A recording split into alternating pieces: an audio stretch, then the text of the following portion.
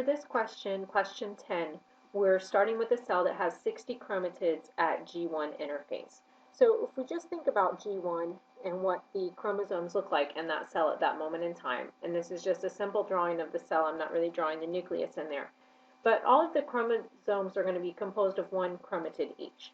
So at this particular stage, the question is saying really that you have 60 chromosomes like that. So you have 60 chromosomes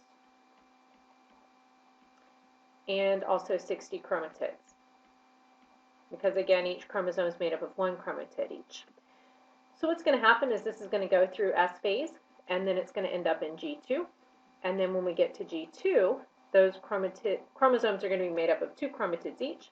So here we would still have 60 chromosomes, but then we're going to have 120 chromatids, and that would be when we're in G2. In this question, they're asking about what about at the end of mitosis.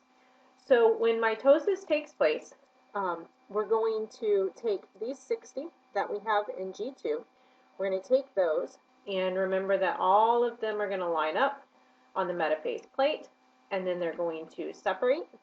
So you would have 60 that go like this, and then in the end, we're going to produce two daughter cells that really look just like the original cell that we started with. So they're going to have one chromatid each, one chromatid for each chromosome that they have. So each nuclei is going to really be right back to here, where you have 60 chromosomes and 60 chromatids. So the correct answer for number 10 is going to be 60. In question 11, it's a very similar question, because we're talking about cells that are assayed, or the DNA content is measured immediately before mitosis. And immediately before mitosis, or the end of interphase in G2, remember that everything has been doubled. So it's all been doubled. So at that point we have 24 picograms, which is a measured amount of DNA, and we want to know how many picograms of DNA should be in each daughter cell produced by mitosis. So the daughter cells, we're going to split that, and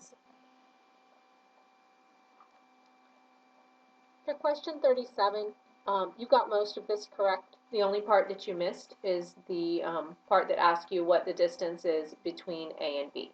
So this is the part that you got incorrect. So if we just look at that, I'll remind you first off that when you have a recombination frequency of 50%, what that means is that the genes are at least 50 map units apart from each other. But it doesn't necessarily mean exactly 50 map units. So you could have them 60, 70, 100 map units apart, and the only way that you're going to know exactly how far apart they are is if you actually draw the chromosome picture, and then you actually go through and you count up the actual distance. So for this question, you do need to actually draw the chromosome and map them and put them in their correct order. So if we were to do that, I always start with the ones closest together, so that's going to be A and C. So A and C are 12 apart from each other. And then if we move on to, if I just go to A and D, D is going to be either 32 this way, or it's going to be 32 this way. And then if we look at the fact that C and D are 44, that tells me that D must be over here. Okay, so that makes that 32. And then if we look at, we'll say B and D are 28. So that means that if I draw it down here, that B is either 28 this way or it's 28 this way. And based on the other data, it would have to be in this direction. So that gives me the 28 there. Now, you did come up with the correct order. We just come over here and look at that. So you did come up with BDAC. You got that one correct. But the distance is, again, where you went wrong. And so for the distance here between A and B, what you would actually need to do is actually add up this distance.